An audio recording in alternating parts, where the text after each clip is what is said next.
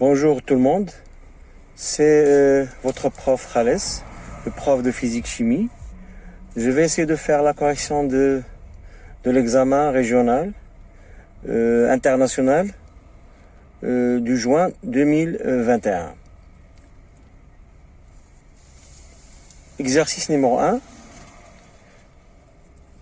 Complétez les phrases ci-dessous par les mots suivants. Translation, circulaire, corps de référence, position. Première phrase. Pour décrire l'état de mouvement ou de repos d'un corps, il est nécessaire de choisir un autre corps, et un autre corps appelé corps de référence. Deuxième phrase. La trajectoire d'un point d'un corps mobile est l'ensemble des positions qu'il occupe durant le mouvement. Donc ces deux mots, ils sont ici déjà. Corps de référence, position, il est déjà ici. Un corps solide est un mouvement de translation si tout segment reliant deux points de ce solide se déplace en conservant sa direction. Translation existe déjà ici. Lorsqu'un solide est en mouvement de rotation autour d'un axe fixe, chaque point de ce solide qui n'appartient pas à l'axe décrit une trajectoire circulaire. Bon, ici se trouve le mot circulaire. Deuxième question. Choisir la bonne réponse en mettant une croix dans les cases convenables. La vitesse moyenne est donnée par la relation, on a V est égal à D sur fois T, c'est faux. V égale à T sur D, c'est faux. Bon, la bonne réponse est V est égal à D sur T. Deuxième phrase, l'unité de la vitesse dans le système international est bien sûr le mètre seconde moins 1, ou bien on met par mètre par seconde. Ces deux unités sont fausses. La troisième phrase, la relation entre l'unité internationale de la vitesse et son unité usuelle est, bien sûr, c'est 1 mètre seconde moins 1 égale à 3,6 km heure moins 1. Parce que chaque valeur en mètres par seconde, il faut la multiplier par 3,6 pour avoir le kilomètre par heure. Bien, kilomètre heure moins 1. Dernière phrase, l'unité de l'intensité de la pesanteur est bien sûr le newton, point kilogramme moins 1. On peut dire encore newton par kilogramme. Question numéro 3.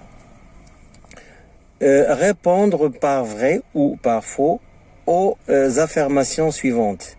Si la vitesse augmente au cours du temps, on dit que le mouvement est uniforme. C'est faux, parce que dans ce cas-là, lorsque la vitesse augmente, le mouvement est accéléré. Deuxième phrase, lorsqu'un corps solide se déplace vers le haut, sa masse diminue, donc la masse ne dépend pas du lieu, donc c'est faux. Et l'intensité de son poids augmente, non, elle diminue lorsqu'on s'éloigne de la surface de la Terre. Donc c'est une phrase qui est fausse.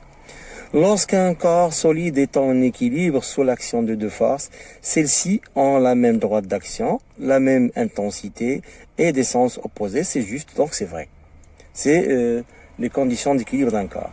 On mesure l'intensité de la force à l'aide d'un dynamomètre, c'est vrai. Donc ce sont des questions du cours tout simplement. Maintenant, on passe à la question numéro 4.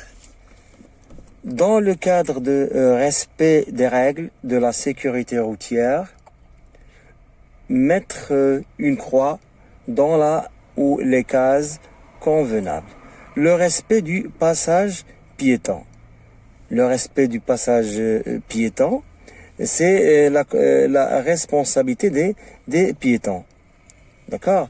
Et encore c'est une responsabilité encore du chauffeur, parce que le respect du passage du piéton, on doit respecter ce passage encore par le piéton et en même temps par le chauffeur. Donc le chauffeur encore, lorsqu'il voit un passager, bien un piéton qui passe dans le passage piéton, il doit le respecter. Le respect de la vitesse limite autorisée, c'est une responsabilité du chauffeur tout simplement. Faire attention avant de traverser la route, c'est une responsabilité bien sûr du piéton. Bon, cinquième question. Lors de l'étude du mouvement d'une voiture jouée pour enfants sur un plan incliné, le professeur a utilisé la technique de la chronophotographie. La durée séparant deux photos successives est t est égal à 1 à 1 seconde. La figure suivante représente la chronophotographie du mouvement de la voiture avec une échelle réduite. Bon, les questions.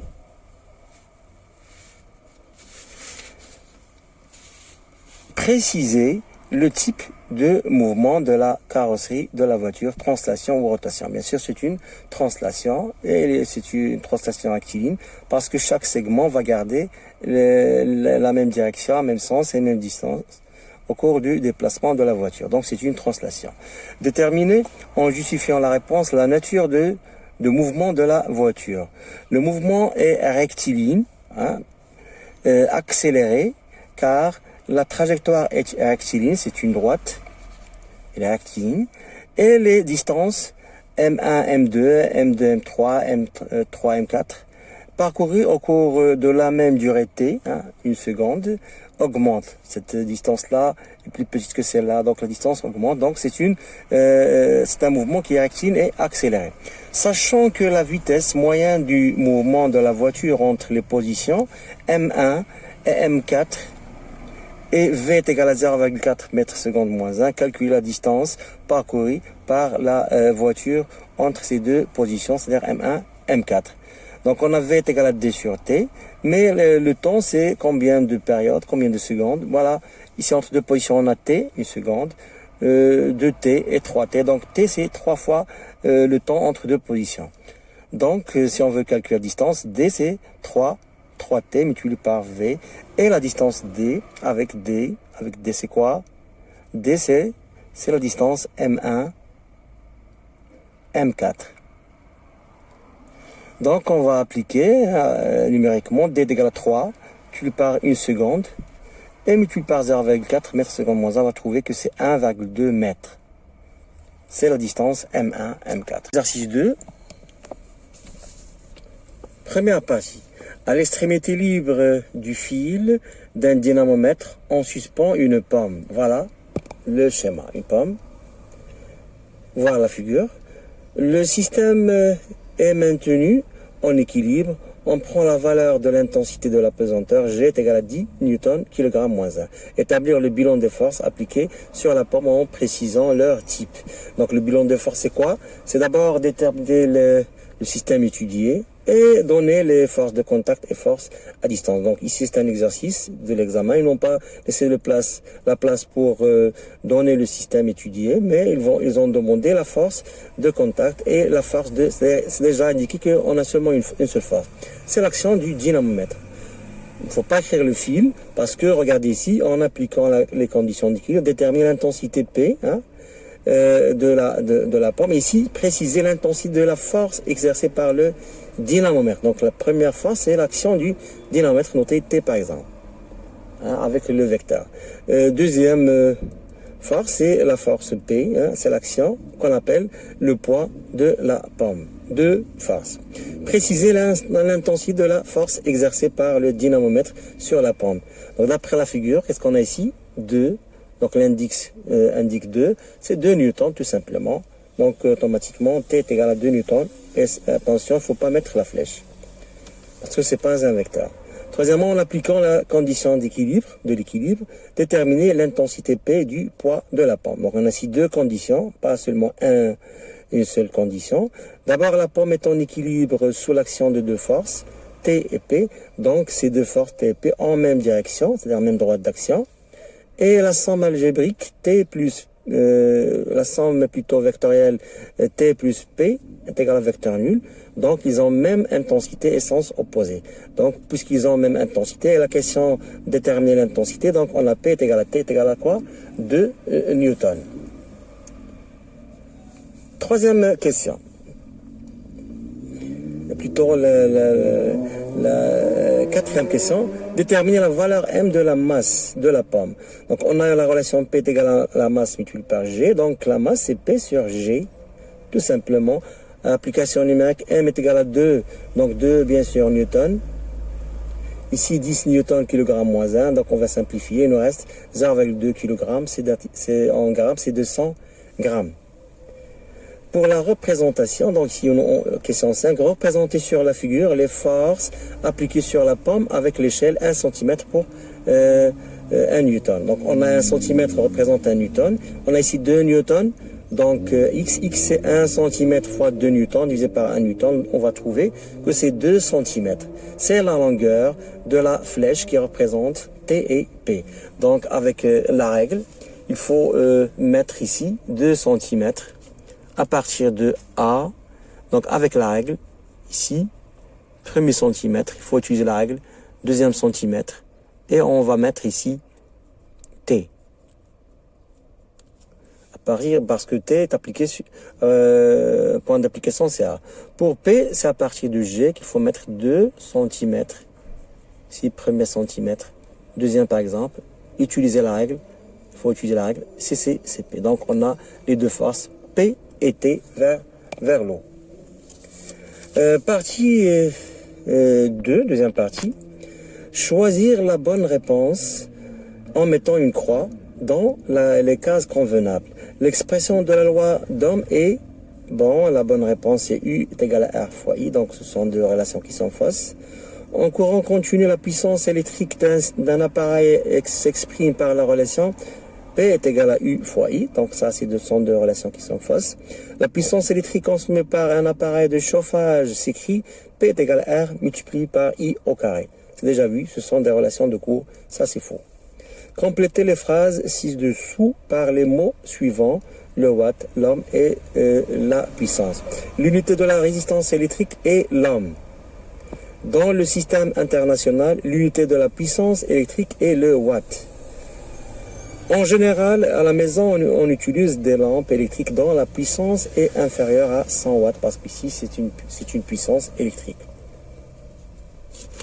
Dernière page que vous avez dans l'examen, c'est une partie concernant, bon voilà, la question numéro 3.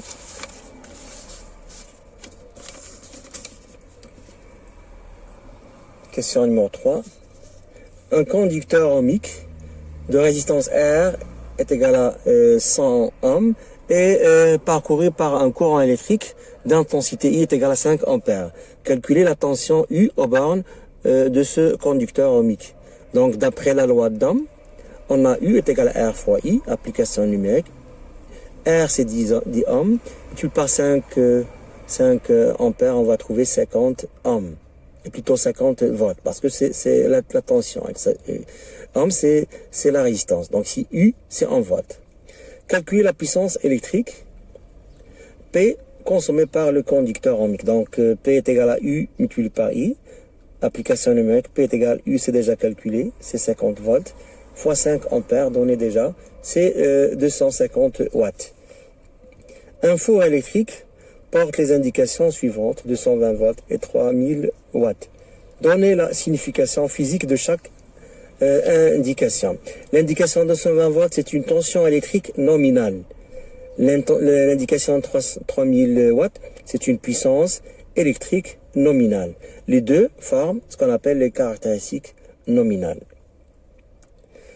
Bon, dernière question, c'est sur 4 points. Lors de la présentation d'un exposé en classe, Mariam n'était pas convaincue de l'information présentée par Youssef concernant les valeurs de la masse et de l'intensité du poids lorsqu'on change le lieu et la surface de la Terre. Mariam pense que la masse et l'intensité du poids d'un corps ne varient pas lorsqu'on change le lieu. Donc, c'est-à-dire la masse et le poids et l'intensité du poids sont les mêmes. Pour clarifier les idées, le professeur a présenté le tableau des données ci-dessous qui comporte des mesures concernant un corps solide S à différents lieux. Donc, ils ont déjà pris 2 lieux, Dakhla au Maroc et Paris en France. La masse du solide S est 1 kg dans les deux lieu. L'intensité de la pesanteur en newton kilogramme moins 1, c'est 9,79, 9,81. Donc ça, ce sont inconnus. À partir des données du tableau et de tes connaissances, aide Mariam et Youssef en répondant aux questions suivantes. Écrire l'expression de l'intensité P du poids en fonction de la masse M et de l'intensité de la pesanteur G. Donc c'est une question simple sur un point. C'est seulement donner l'expression P est égal à M fois G. Calculer les valeurs de l'intensité P du poids du solide S à Dakhla et à Paris et compléter les cases vides du tableau ci-dessus. Donc à Dakhla on a P1 est égal à combien? Bon, j'ai noté P1 ici, et c'est P2 à Paris. Donc 1 kg multiplié par 9,79 newton kg moins 1, on va simplifier, on va trouver 9,79 newton. Donc ici, à Dakhla, c'est 9,79 newton. À Paris, c'est P2, 1 kg multiplié par 9,81, on va trouver, c'est 9,81 newton. Question 3. Préciser en justifiant ta réponse la grandeur qui varie avec le lieu, la masse ou l'intensité du poids. Donc c'est clair, d'après le tableau, la masse ne change pas, ne varie pas avec le lieu, car la masse dit toujours 1 kg. Mais d'après la question 2, ma note ici même au tableau, l'intensité du poids change parce que P1 est différent de P2. Donc 9,79 newton est différente de 9,81 newton. Dernière question dans l'examen était en déduire ce que pense Mariam est-il vrai ou faux. Bien sûr, ce que pense Mariam est faux, car Mariam a déjà donné comme réponse, voilà, Mariam pense que la masse et l'intensité du poids d'un corps ne varient pas lorsqu'on change le lieu, donc c'est faux maintenant. C'est faux car la masse ne varie pas avec le lieu, c'est déjà 1 kg. Ce qui varie, c'est l'intensité du poids. Donc, c'est tout ce qu'il y a pour l'examen. Donc, c'était pas difficile. C'était, un examen qui est facile. Il faut seulement appliquer le cours. Donc, vous pouvez maintenant vérifier ce que vous avez de très bonnes réponses ou non.